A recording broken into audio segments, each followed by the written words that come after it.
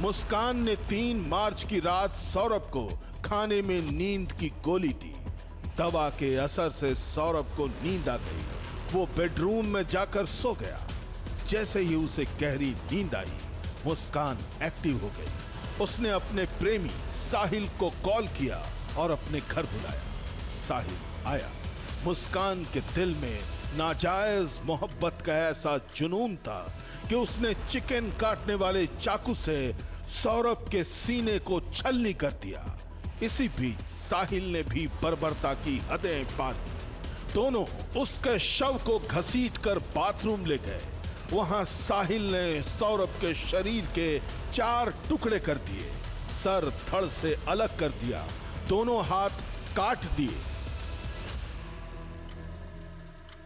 ये बड़ी सोची समझी साजिश थी जिसमें कि दोनों ने मिलकर व्यक्ति की हत्या की है। पुलिस ने दोनों अभियुक्तों को गिरफ्तार कर जेल भेजा है, जिसमें कि 14 दिन की न्यायिक रिमांड उनको मजिस्ट्रेट महोदय द्वारा दी गई है। सारी सूचनाएं और साक्ष्य पुलिस द्वारा एकत्रित किए गए हैं और जो घटनाक्रम रहा है उसका भी विवेचना की जा रही है, विवेचना में शामिल किया गया है और सभी पहलुओं पर गहनता से जाँच करते हुए शीघ्र इस विवेचना को माननीय न्यायालय के सामने चार्जशीट कर प्रस्तुत किया जाएगा और इसमें प्रभावी पैरवी करते हुए प्रयास किया जाएगा, इसमें जल्द से जल्द सजा की जाए।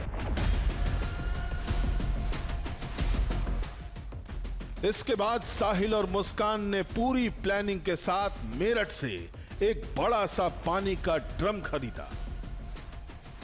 ड्रम में शव को डालकर उसे छिपाने के लिए सीमेंट खरीदा गया। ड्रम में शव के ऊपर सीमेंट भरा गया। ऊपर से ढक्कन में सीमेंट की लेयरिंग की गई। सब कुछ इसलिए किया गया था कि लाश की बदबू किसी को ना आए। सौरभ का मर्डर करने के बाद मुस्कान और साहिल ने पूरे मामले को छिपाने की भरपूर कोशिश की। दोनों कार से मनाली निकल गए। जाने से पहले मुस्कान ने पति सौरभ का मोबाइल साथ लिया। वो इतनी शातिर थी कि रास्ते में सौरभ के फोन से खुद के नंबर पर मैसेज भेज दी ताकि सौरभ की कोई तलाश न करे। साहिल और मुस्कान ने शादी कर ली। इसके बाद सौरभ के अकाउंट से पैसे निकालने के लिए मुस्कान ने अपनी मां को कॉल किया। मां ने कहा कि जब सौरभ साथ है तो उसके अकाउंट से क्या काम। इसके बाद 17 मार्च को मुस्कान ने अपनी मां को वीडियो कॉल किया और बुरी तरह घबराई हुई थी, जिसके बाद मां ने कहा कि घर आओ।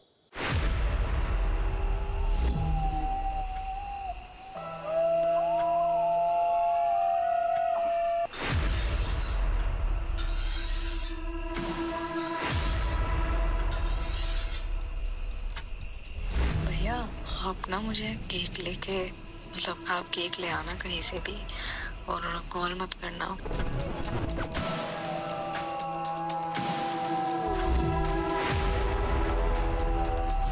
मुझे आप मैसेज में बता देना मिला या नहीं, और लाने के बाद ना आप हमारे रूम पे आ जाना और बोलना मेरा ये सामान है, इसे रख लो।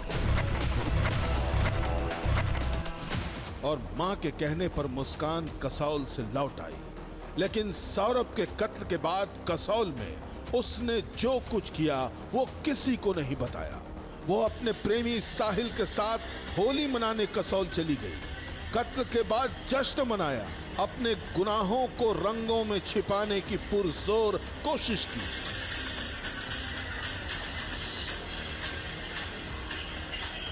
जिन हाथों से मुस्कान ने सौरभ के सीने में चाकू घोंपा, उन्हीं हाथों से अपने प्रेमी के गालों पर रंग लगाया। लेकिन चेहरे पर न कोई शिकन, आंखों में न कोई पछतावा और न ही कानून का डर। दोनों इस कदर खुश थे जैसे कुछ बहुत बड़ा हासिल कर लिया है। होली सेलिब्रेशन के बाद 17 मार्च को मेरठ आकर मुस्कान ने पूरी वारदात अपने माता पिता को बताई। इस बीच सौरभ का भाई राहुल बीते कई दिनों से अपने भाई से बात करने की कोशिश कर रहा था, लेकिन उसकी फोन पर सौरभ से बात नहीं हो पा रही थी। सौरभ का भाई राहुल 18 मार्च को उसके किराए वाले घर पर पहुंचा। वहां कोई नहीं था। राहुल ने तुरंत अपनी भाभी को फोन किया। भाभी ने बताया कि वो अपने मायके में है और उसे सौरभ के बारे में कोई भी जानकारी नहीं है। तभी राहुल को अनहोनी की आशंका हुई। अचानक मुस्कान एक अनजान शख्स के साथ वहां पहुंच गई।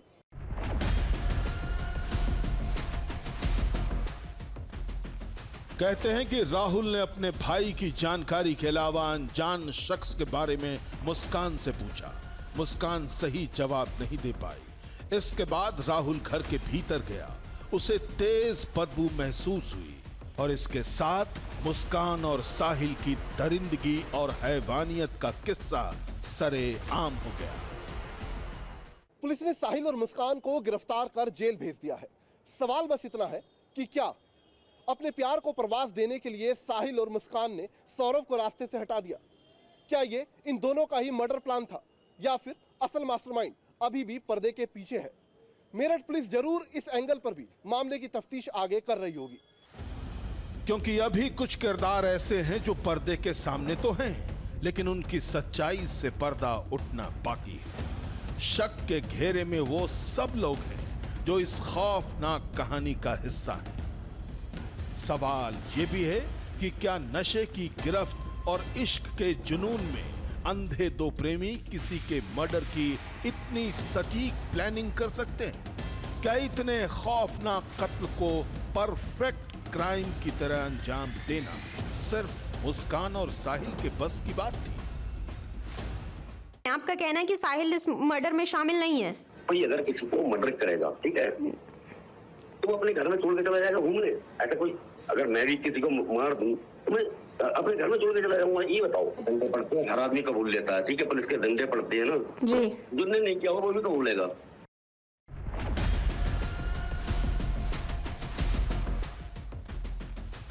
कहीं ऐसा तो नहीं कि इस खौफनाक बिसात पर चालें कोई और चल रहा था और ये दोनों सिर्फ मोहरे की तरह इस्तेमाल हुए?